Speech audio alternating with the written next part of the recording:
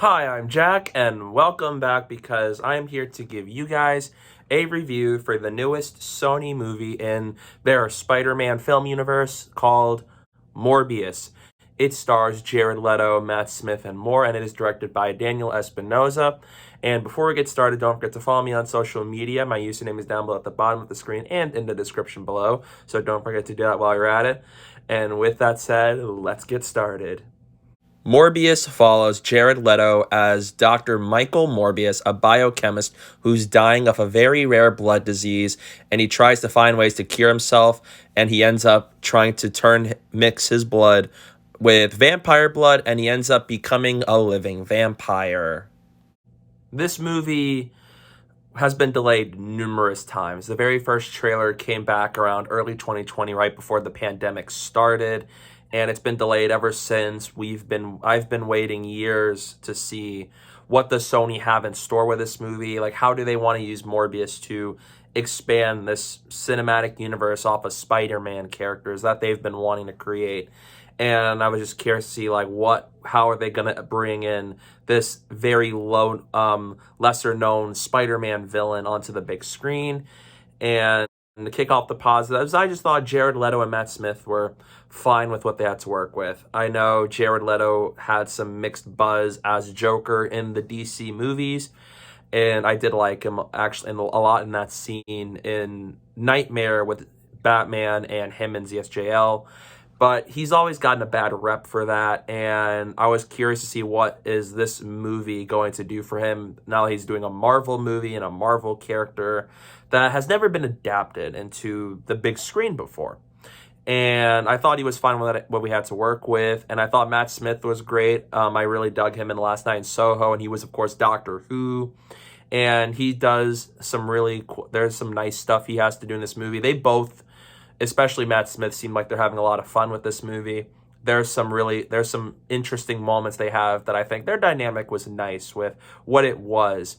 And I thought that the moments with Morbius learning how to use his powers, I think was really cool, especially the echolocation and his bat radar, his abilities. And I think that was really cool. I thought the CGI for that, while at times they don't always look as great, which it does remind me of more 2005 comic book movies, there are some cool moments that this movie offers when it comes to seeing Morbius use his abilities. I think it's pretty cool stuff to see on the big screen.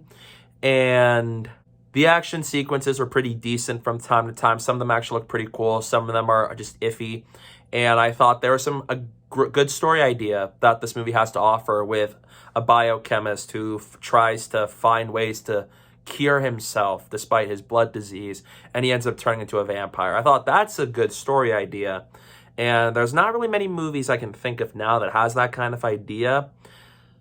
However, I did not care for this movie. I felt pretty bored by a majority of this movie, and the first thing to kick it off is I thought the story, it was really simple, but it doesn't execute it all that well, and it just feels like things are happening and there isn't really any build-up nor weight behind any of this stuff.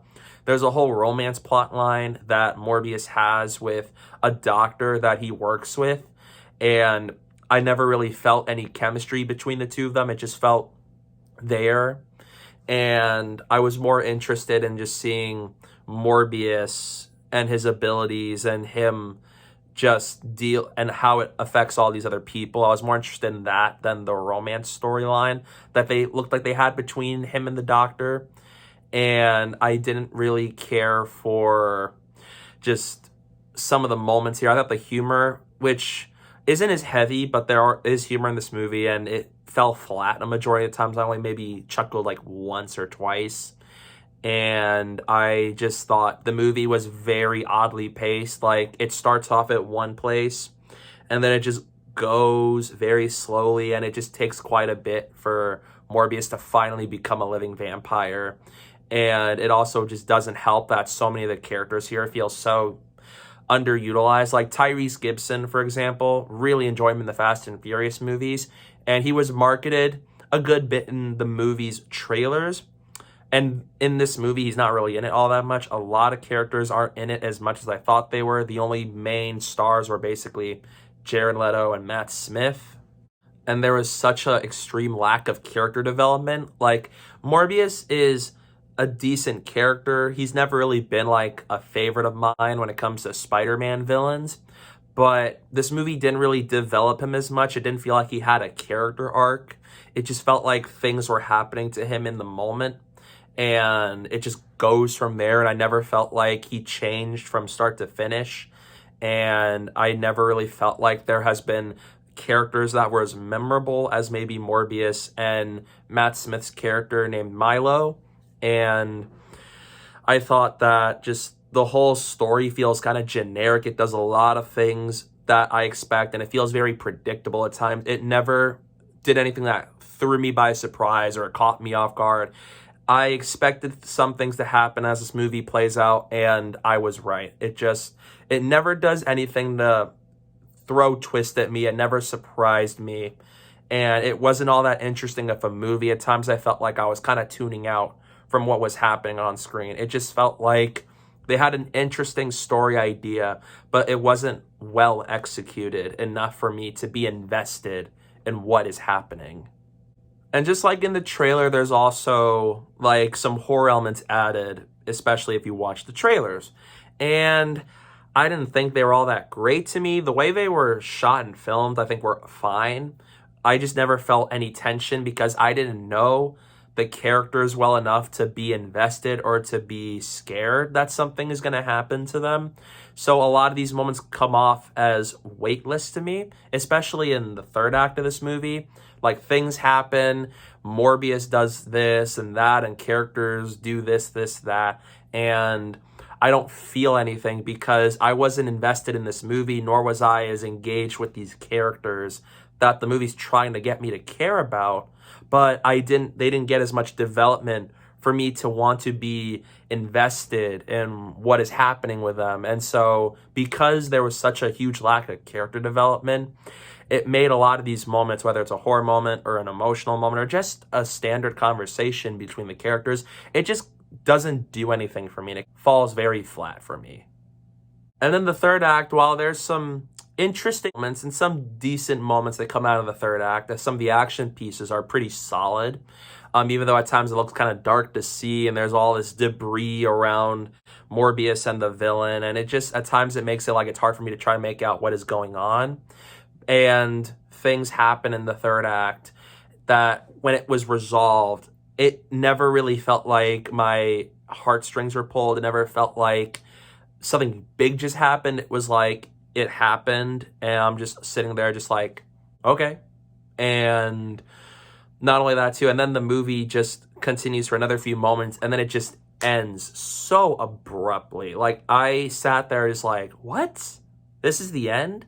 It feels like there were still a few more moments left after that part because it feels weird. It feels like they edited it at a very abrupt place, and it just feels so odd to me because it was like this happened in the third act, and then this happens, and then boom, it cuts to black, and I was like, I just felt like that wasn't really that good of an ending to me. It felt like they were trying to do a lot more beyond that point, but they never got the chance to. And so they just ended it there, and I was left there confused. I was like, wait, what just happened? What does this mean? And then after that, you had 2 end credit scenes, and it's hard for me to talk about this without spoiling it, but just so I'm going to do it, I am going to turn this whole screen black and white. So to let you guys know that this is spoilers I'm going to be mentioning. So if you want to avoid the spoilers, you want to see this movie, you don't want to know what I'm going to talk about, fast forward all the way to when I'm back in color again, because I want to talk about this real quick in 3, 2, 1. So the end credit scene in this movie is basically Vulture from Spider-Man Homecoming, and somehow he ends up in Morbius's universe, and all because of that No Way Home riff that happened where, like, the spell in No Way Home, and then suddenly Vulture just ended up in a empty cell in Morbius's universe, and I did not understand it at all because the rules of the rift were that people who knew that Peter Parker was Spider-Man from other universes were going to come into the main MCU timeline, like the Tom Holland universe. So I don't get how all of a sudden with the rift, Vulture gets pulled out of that universe because he's from Tom's universe. So how did he get pulled out when the rules from No Way Home explicitly state that it's supposed to send people into that universe and not take them out of their home universe? That I didn't get. And then the second one, I did not like this because it has Vulture. He suddenly finds Michael Morbius. He's in a new Vulture suit. And he says, hey, I'm trying to get used to this whole other universe thing. How about we team up? You, me, and a group of other people should team up and go, like, take on Spider-Man because he thinks Spider-Man did this to him. And it's just like, and I don't like it too because one, Vulture didn't give Scorpion in the Homecoming end credit scene his identity because he at least respects the fact that Spider-Man saved his life in the third act of Homecoming, and he also saved his daughter. So at least he has to give him some respect for the fact that, hey, you did this to me, but you saved me. So at least I got to give you that. And you also saved his daughter. So I don't get how all of a sudden he's just like, yeah, I'm in another universe. I found you. Let's team up and let's go kill Spider-Man. It's like, that feels so out of left field for me. It was just like, this doesn't fit with what Homecoming is lined up for Vulture. So this feels so odd to me, and I don't really like this attempt of them trying to make a Sinister Six off of multiversal villains. And I did not enjoy these end credit scenes. They just felt nonsensical to me. I didn't really care about them, and I just did not like what those end credit scenes are trying to do. And I just don't like the context of what it looks like this is trying to set up. So that's how I felt about the end credit scenes. Okay, all the spoiler talk is over, and not really a spoiler, but you've heard this from other critics or people online, but a lot of the stuff in the trailer that's very interesting ends up not being in this movie. The Oscorp Tower, the Daily Bugle, shots of the Daily Bugle newspapers in the tower, and even the moment in the trailer with the Spider-Man spray paint with murder on it, that's not even in this movie. They have a lot of stuff that I was really interested in seeing about in the trailer were nowhere to be seen in this movie. So they cut a lot of that stuff that has me interested in knowing where is Morbius set? What universe is it in? And it doesn't do any of that. So a lot of the interesting stuff in the trailers ended up not even being in this movie.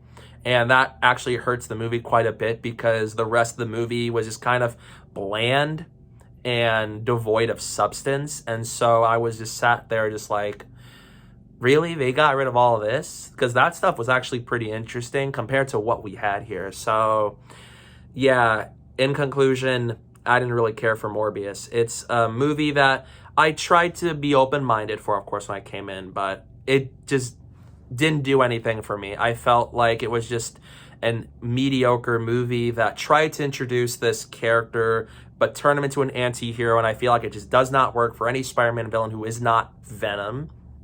And I thought Jared and Matt Smith were fine with what they had to work with, but this is a very bland movie I just did not care for. So in the end, I'm going to give Morbius a C-. And I only recommend you go check out this movie if you are a Marvel or Spider-Man fan. Congratulations to the Amazing Spider-Man 2 because you are no longer my least favorite Sony-related Spider-Man project we've had. That title now belongs to Morbius. It's just also, too, I don't get why they had to turn Morbius into an anti-hero because he's never really an anti-hero kind of character. Venom, it makes sense because you've had villain Venom and you've had anti-hero Venom. So Venom is the only Spider-Man character that works. I don't see that working for a character like Morbius or anybody like Electro. So I'm really hesitant and a little bit nervous on how they're going to handle Kraven the Hunter with Aaron Taylor Johnson. I just feel like their plan is with this universe is until they do something with Spider-Man in that universe, it feels like they want to just make movies off of other Spider-Man characters or even their villains and turn them into anti-heroes. And for the villains, I just don't personally think that works. Again, Venom's the only exception, but I don't think Morbius was that compelling of a character here, nor did he feel like a character that should be an anti-hero, at least to me. So yeah, I just wonder what's their plan with all this they're trying to build towards. Like, keep the Venom movies going. I just wonder, I'm like, what is the purpose of this universe they're trying to build, and what was this made for, especially? So yeah, if you love Marvel and Spider-Man, come into it with low expectations. If you're a public audience member, you probably don't want to go to the theater to go see this movie. I don't think I would recommend it to you. Probably go see like the Batman again, or even wait till movies like Sonic the Hedgehog 2 come out. So there'll be that. And guys, thank you so much for watching. Don't forget to let me know down below in the comment section. I'd love to hear, what did you think of this movie? Did you think it's actually not as bad as others are saying it is? Or do you agree with like what I had to say? I'd love to hear it down below in the comment section. And those are my thoughts on Morbius. And thank you guys so much for watching. And don't forget to hit that like button and the subscribe button. And stay tuned for more. Or to destroy it.